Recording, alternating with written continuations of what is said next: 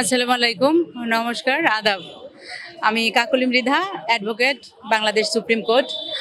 আম, আমি গোপালগঞ্জ 1, 2, 3 আসন থেকে মনোনয়ন প্রত্যাশী।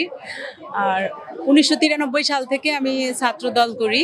যখন আমি ছাত্র জীবনে কলেজে পড়তাম তখন থেকে শহীদ প্রেসিডেন্ট জিয়াউর রহমানের আদর্শে এবং আমাদের মমতাময়ী মা বেগম খালেদা জিয়ার হাত ধরে আমি রাজনীতিতে পদার্পণ করি।